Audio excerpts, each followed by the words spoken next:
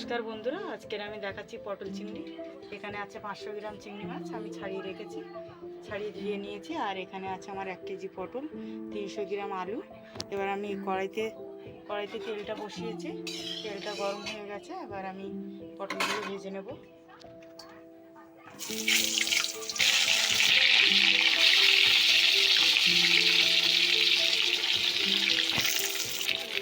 আমি পটলগুলো ভাজার সময় একটু লবণ দিয়ে দেবো।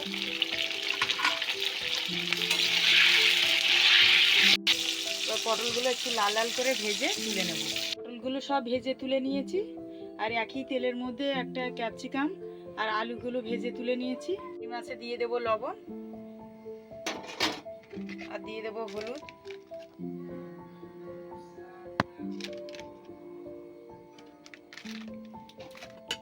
এবার আমি মাছটা একটু মাখিয়ে নেব। নিয়ে পটল আলু ভাজার তেলের মধ্যে, একই তেলের মধ্যে চিংড়ি মাছগুলো হালকা ভেজে নেব।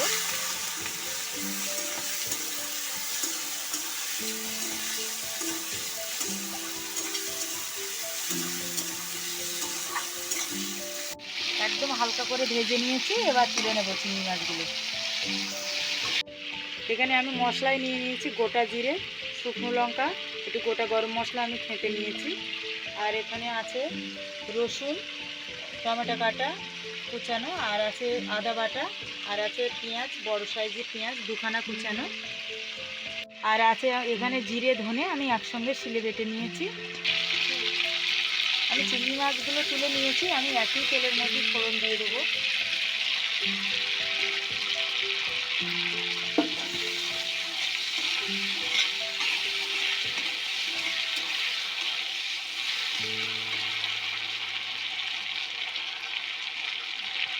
এখানে বড় সাইজের রসুন, একটা গোটা রসুন আমি কেটে নিয়েছি। রসুনটা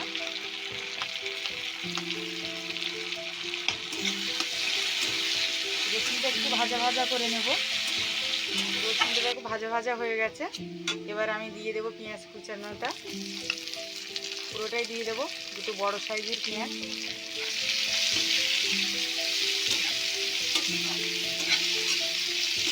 পেঁয়াজটা আমি একটু ভাজা ভাজা করে নেব। পেঁয়াজের মধ্যে আমি একটু লবণ দিয়ে দেবো।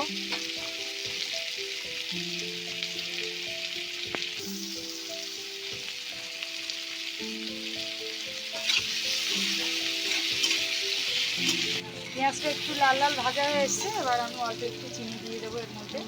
পেঁয়াজটা ভাজে দিলে পেঁয়াজ ভাজাটা কালারটা খুব সুন্দর হয়, দেখতে খুব ভালো লাগে। এবার আমি দিয়ে দেবো এখানে আদা বাটাটা, আদা টমেটোটা আমি একসঙ্গে দিয়ে দেবো। আমি দুখানা টমেটো নিয়েছি, মিডিয়াম সাইজের টমেটো, খুব বড় না।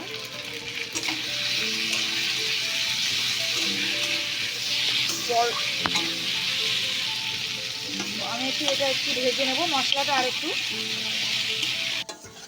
মশলাটা কষা কষা হয়ে গেছে, ভাজা হয়ে গেছে। আমি এবার দিয়ে দেবো জিরে ধনে বাটাটা,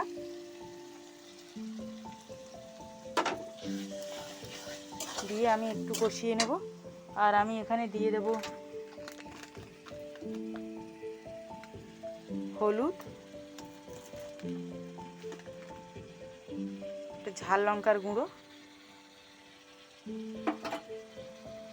আর এখানে আছে আমার কাশ্মীর লঙ্কা, কালারের জন্য একটু আমি কাশ্মীর লঙ্কাটাও দেব।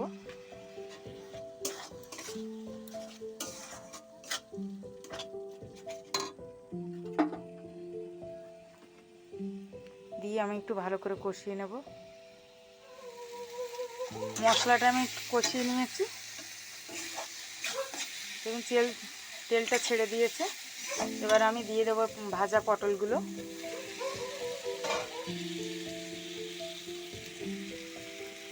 আর দিয়ে দেব ক্যাপসিকাম আলু ভাজাটা, ওটা দিয়ে দেব। দিয়ে আমি ভালো করে কষিয়ে নেব।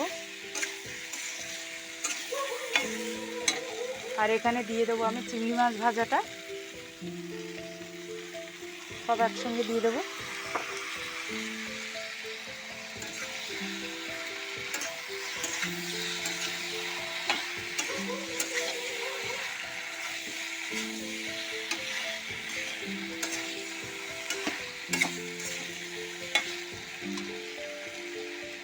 আমি একটু ভালো করে কষিয়ে নিয়ে তারপরে জল কষানো হয়ে গেছে। এবার আমি দিয়ে দেবো জল। খুব বেশি দেবো না, কেননা সেদ্ধ আছে তো, ভাজায় সেদ্ধ হয়ে গেছে সবজিগুলো, আলুগুলো। খুব বেশি জল দেবো না।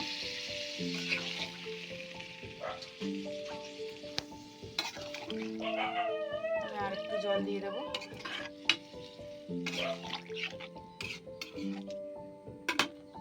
কষাইতে যেহেতু আমি সব লবণ দিয়েছি, তাও জলটা দিয়েছি, তাই একটু লবণ তো দিতে হবে পরিমাণ মতো, খুব বেশি লাগবে না। এবার আমি ঢাকা দিয়ে দেবো, দিয়ে ভালো করে ফুটিয়ে নেব। পটল আলুর তরকারি সেদ্ধ হয়ে গেছে, ভালো করে ফুটেও গেছে। এবার আমি গ্যাসটা বন্ধ করবো। তো গ্যাসটা বন্ধ করার আগে আমি অল্প একটু ঘি দিয়ে দেবো। এবার যারা ঘি খাবেন তারা দেবেন, অনেকে ঘি পছন্দ করে না, তো তারা ঘি দেবেন না।